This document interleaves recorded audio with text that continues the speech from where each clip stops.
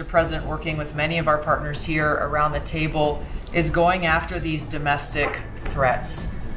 We have threats coming from both Islamist ideology as well as Islamist terrorists, foreign terrorist organizations, and those who seek to do harm to the American people, many of whom were let in across our borders under the previous administration. Thank you, Mr. President, for your leadership. I am truly grateful to be a member of your team here at this table to help support you in delivering on the promises that you made to the American people.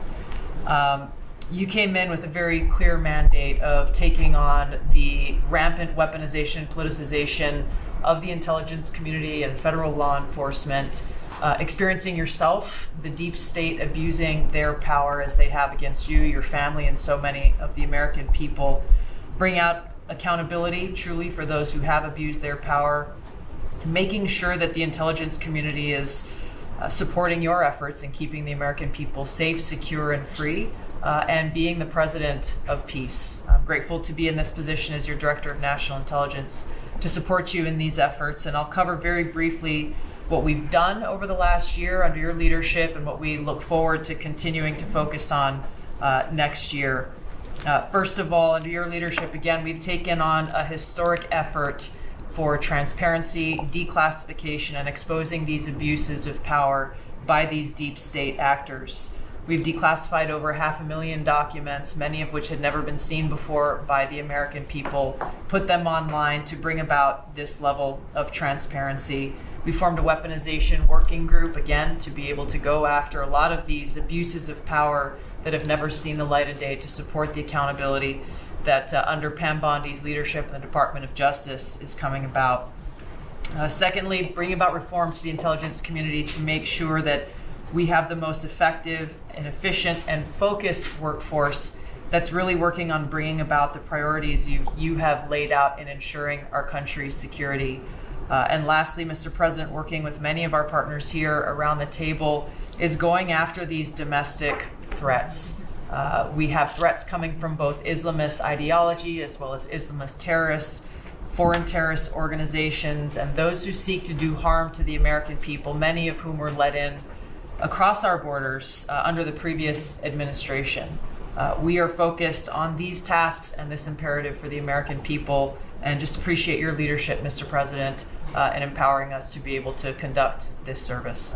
Merry Christmas. Thank you very much. Thank you. Merry Christmas. Merry Christmas. Say it loud and clear. And welcome to the final cabinet meeting of 2025, a year that will go down as the most consequential and successful first year of any administration. They're saying that, not me. Oh, I say it too, actually, but a lot of people are saying it. And a lot of that is thanks to the men and women in the cabinet. The new and improved cabinet room, I might add.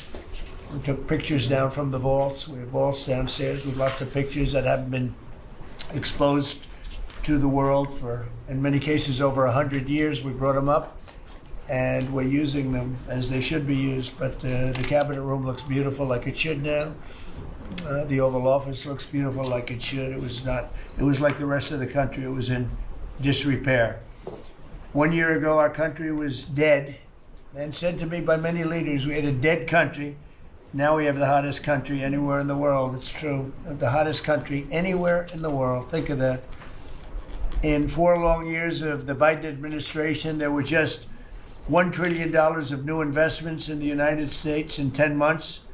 We've secured commitments of over $18 trillion. So they had, in 1 year, less than $1 trillion. That's in a period of 4 years. Think of it, 4 years they had less than $1 trillion. In 10 months, we have more than 18 trillion. Is that right, Scott? It's even going to be higher than that. It'll be higher. And going up. And we're waiting for the Supreme Court case, and it's so important and so vital for this country because we're not only respected again, we're putting out wars by our trade policies, and we're taking in hundreds of billions of dollars, and our country is wealthy again and secure again, and it's part of national security, and I hope that goes well. I think it's very important, but when I think of the number, we're going to be over $18 trillion in 10 months, and which is a record times probably 8 or 10 times, I think more than that, for any country. There's never been a country that's had that kind of an investment ever in history. And there's never been a country that's had half of that. It's a tremendous thing that's taking place. We have companies moving in from all over the world, from Mexico, from Canada, from Europe, from China, from Japan a lot. We just had Toyota is going to spend $10 billion, they just announced, on building new plants in this country. All workers. They're going to be all workers. But they're spending a tremendous amount. So the stock market is at 46 all-time highs. And this last Friday, which is called Black Friday, was the biggest ever online sales that there's ever been by a lot. More Americans are working today than at any time in the history of our country. I mean, these are the facts we have to get out. And, you know, there's this fake narrative that the Democrats talk about, affordability. They just say the word. It doesn't mean anything to anybody. Just say it. Affordability. I inherited the worst inflation in history. There was no affordability. Nobody could afford anything. The prices were massively high. Do you remember when we took over eggs? You did a great job on that, Madam Secretary. Agriculture, Brooke. Eggs were 4 or 5 times higher than they had ever been. They said don't order eggs for Easter at the White House.